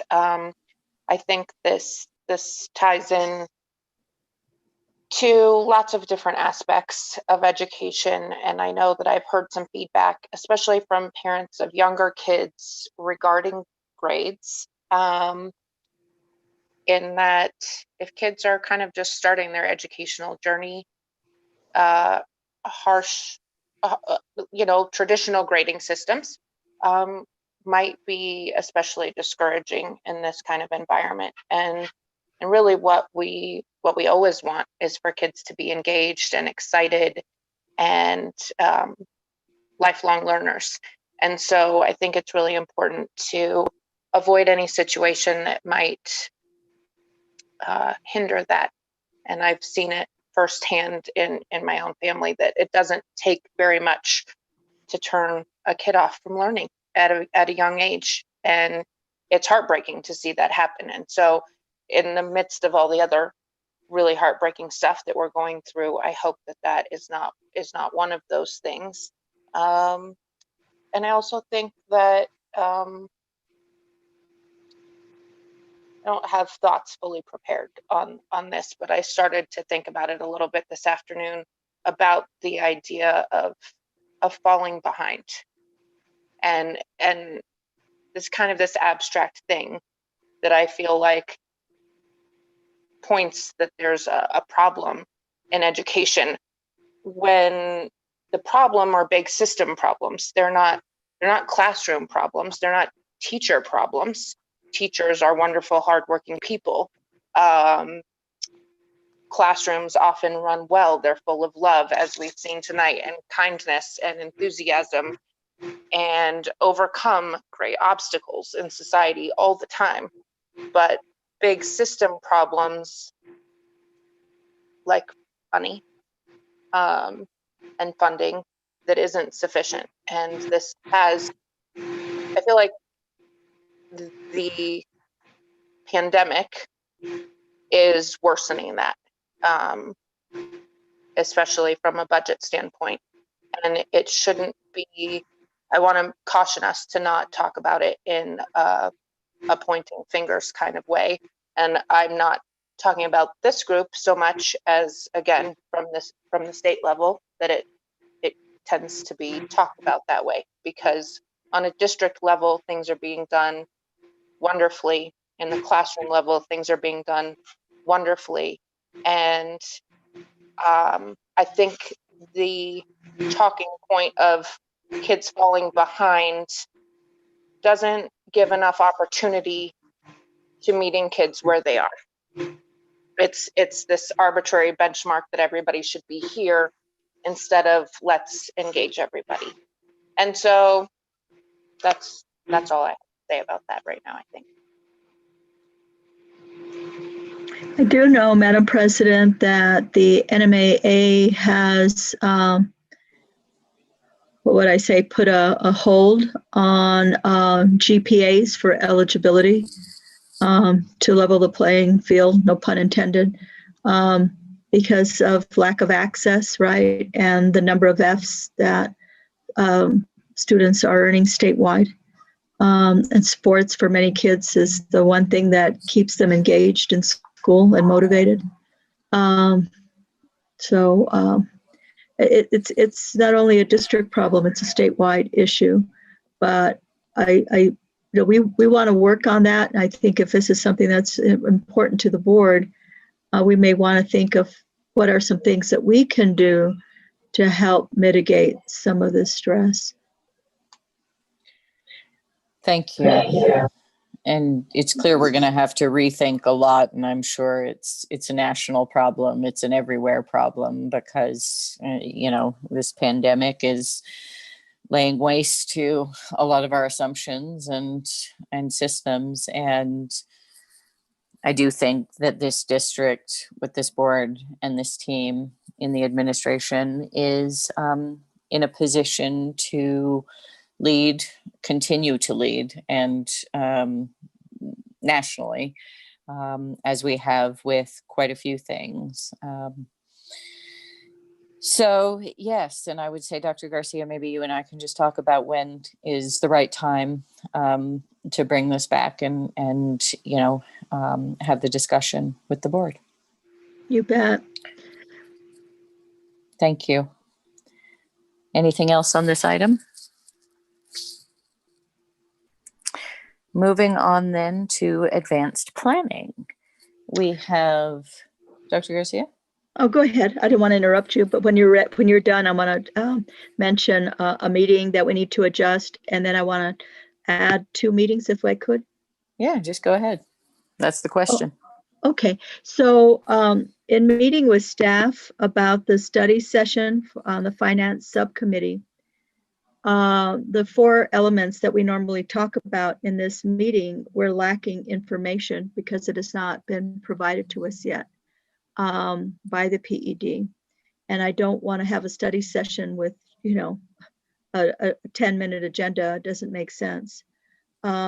We think that probably when we do get that information, we can make that a bulk of one of our future meetings. Since the finance subcommittee is a meeting of the whole, would be our recommendation versus having a study session next week. So we would recommend incorporating that into a regular board meeting just because of time. And if you're, I don't know if you want to, I don't think you take I was going to action say, on I it. think that's fine. I think that's great. It makes a lot of sense. We know that you are scrambling to figure the budget out all the time, and that the information that is needed to really prepare it is few and far between, let's just say sometimes. Right. And we've been providing you, updates, but, we like to have, if we're going to have a study session or a subcommittee meeting, we want it to be substantive. The other 2 items that I wanted to ask the board. And just one thing on that, which is to say, I think it would, let's hope we can do it before the end of the year, just to draw a line in the sand. But also, if we need to notice it, however we need to notice it, given the requirements to have a finance subcommittee meeting, I think quarterly. There isn't. I had staff look that up, and it's just that you have a subcommittee. Yes. So that was, I did research on that. Well, I did it. Staff did research on that. I asked them to research that for me. And actually, the requirement is that we have a subcommittee. Okay. Well, thank you for clarifying that. And again, if we need to notice things, however we need to notice it to be in full compliance, let's do it when we can do the substance of the work. You bet. You bet. Yep. And then the other 2. Yes. So we need to look at a date, and unfortunately, my work phone is not working. So I need somebody to look at our calendar. But we need to pick a date to meet with, to invite the legislature. And of course, I have to work with Ms. Siegel a couple of days, but usually we do it in the morning. And I can ask her, maybe they'd be willing to do it at noon. I know that the legislature, our delegation prefers to meet in the morning, as now that the election has passed. And I know that a lot of these committees are already meeting, so I would like to recommend we do it sooner than later. Um, I don't know if there's any days of the week that work better for you than not, so that I could give Ms. Siegel a sense of like a day of the week that would be better for you all. Any board members want to weigh in on that? Madam President, I'm okay with whatever the superintendent recommends. I was going to say, I think this board's pretty flexible, and, you know, it may be more of a constraint around committee meetings that you have to work through with Ms. Siegel and that sort of thing. And maybe we can put on as a at least brief discussion item of our next agenda, just legislative priorities. Yes, so that we can start, although it's going to be kind of tough, right? It's going to be a 60-day. But yes, we should make that a board discussion and possible action. I think would make sense. And as ever, if Mhm. it's feasible, recommendations from staff are helpful. And, you know, I think we understand that the funding is the big deal, as we saw with the Secretary Stewart's testimony to the LESC yesterday. Even the legislators are asking, what's the plan for the budget? Right. And we haven't, you know, we're not privy or not have been asked anything other than knowing that we want to keep schools, even though we've had declining enrollment, safe, harmless. Yeah, hold harmless. Hold harmless, yeah. So that's critical. And then the second thing is we are going to start working on State of the Schools. I think the day it's going to be very modified, virtual. I don't think we'll do it live so that people can watch it whenever they want to watch it. So just a heads up that we want to complete the work on State of the Schools probably by early December. And so we'll be in contact with you individually about that plan. But I don't think we'll have like a specific day. We'll have a day when we release it, which probably will be early December, and then have it on the website so people can watch it at their leisure whenever they like. Kind of like the way we did graduation. Yep.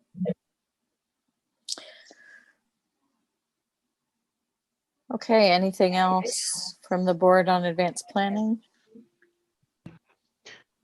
No, I'm fine, Madam Chair. Thank you, Superintendent, on your ultimate great stuff. Thank you, sir. So there will be a CRC meeting next week on the 11th, an audit committee meeting on the 12th. There will not be a finance subcommittee on the 12th unless something changes fairly significantly between now and then. So we will be together again as a full board 2 weeks from now on November 19th with a tentative executive session at 4:30 and the regular meeting at 5:30. Anything else for tonight's meeting? Okay, thank you all very much. We appreciate all the work from everybody in the district. Thank you. And for the community and the support for the Santa Fe Public Schools. These are wild times and it's a wild week. So thank you. We are adjourned. Thank you, everybody. Appreciate you. Good night, all. Good night.